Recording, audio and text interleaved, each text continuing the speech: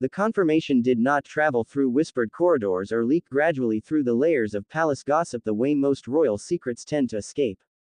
It arrived with the cold, clean force of an official decision.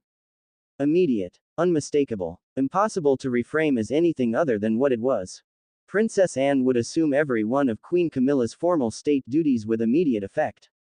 Within the hour, calendars were being rewritten in offices throughout the palace. Briefings that had carried Camilla's name were redirected. Staff who had spent months preparing for engagements built around the queen consort found themselves receiving new instructions. And two women who had maintained the careful architecture of a working relationship for years now stood on opposite sides of a decision that would redefine what power looked like inside the British monarchy. Welcome viewers to my channel. Please subscribe, like my video and turn on notifications so you don't miss our next update. Charles read the final announcement alone at his desk. He set the document flat against the surface when he finished and did not speak for a long moment. He understood, with the particular clarity that comes from being the person whose name makes something official, that this was not a diary adjustment or a temporary reshuffling of responsibilities.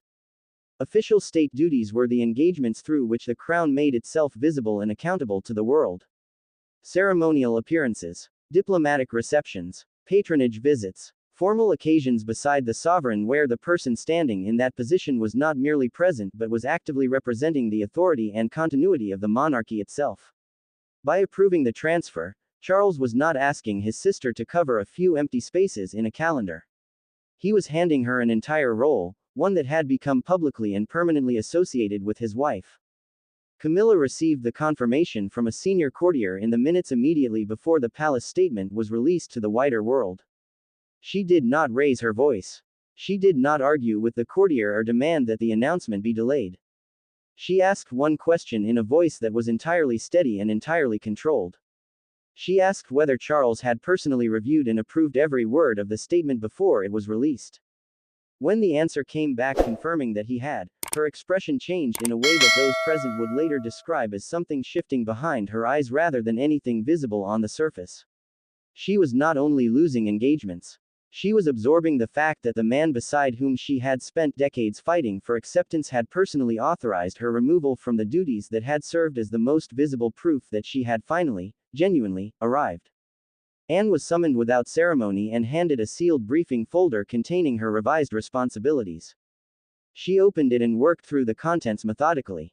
Her name now appeared across a restructured calendar covering receptions, national memorial services, patronage visits, and diplomatic meetings that had until that morning belonged to someone else. An emergency restructuring of this kind meant the palace had moved with unusual speed to ensure no gap in senior royal representation appeared at any of the scheduled occasions.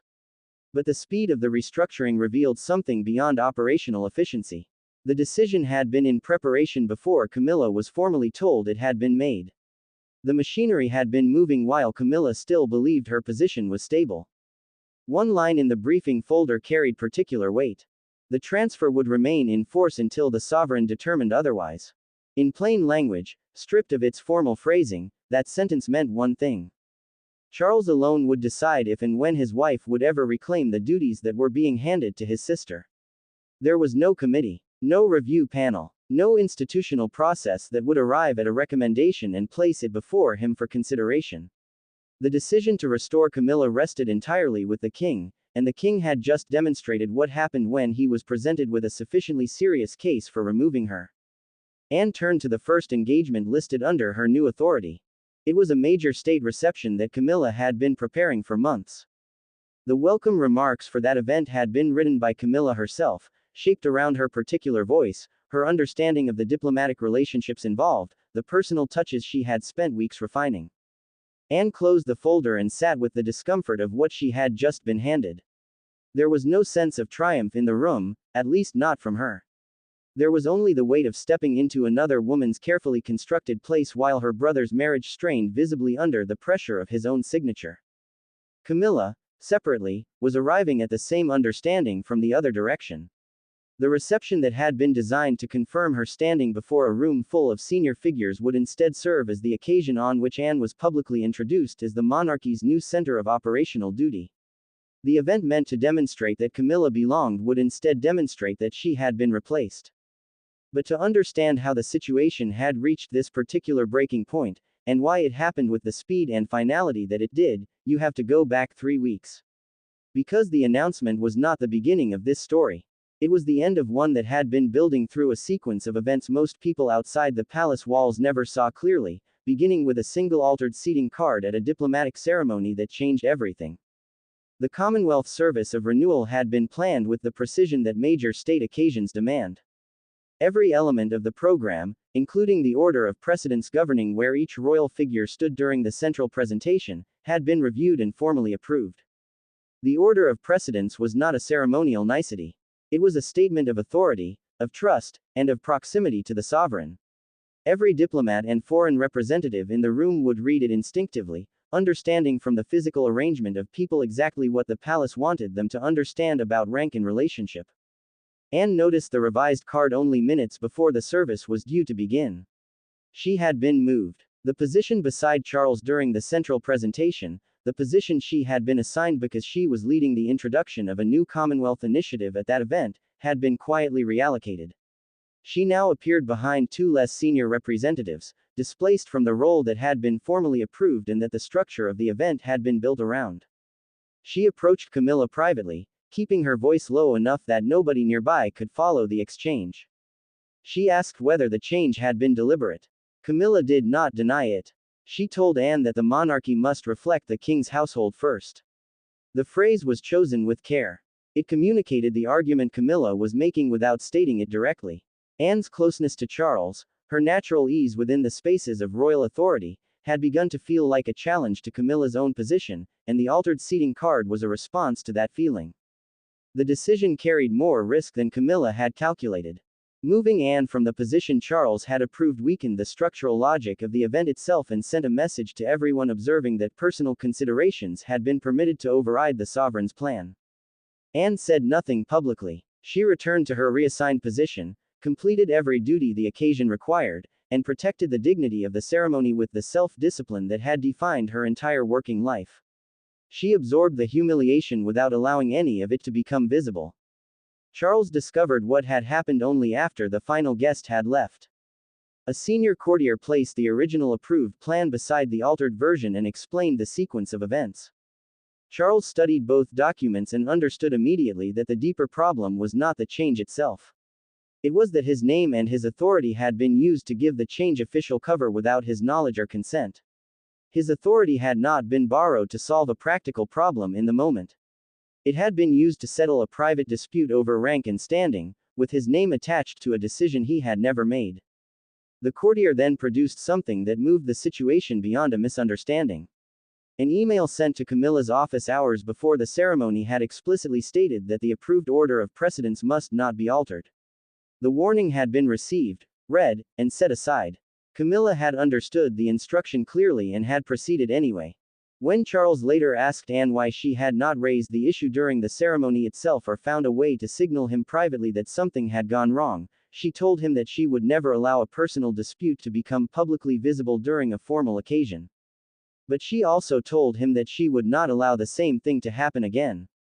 That answer stayed with Charles in the days that followed, and it remained with him on the night he finally brought Anne and Camilla into the same room and demanded that the truth be spoken directly between all three of them. There were no photographers waiting outside that door. No secretaries positioned nearby to take notes. No ceremonial formality to soften the temperature of what was about to happen. Charles entered first and sat. Anne followed. Camilla arrived last, and when the door closed behind her, the conversation that began was not about a seating card or a reception schedule. It was about something considerably larger. Authority, humiliation, and whether private insecurity had been permitted to manipulate the public machinery of the crown. Charles had placed the documents on the table before any of them spoke.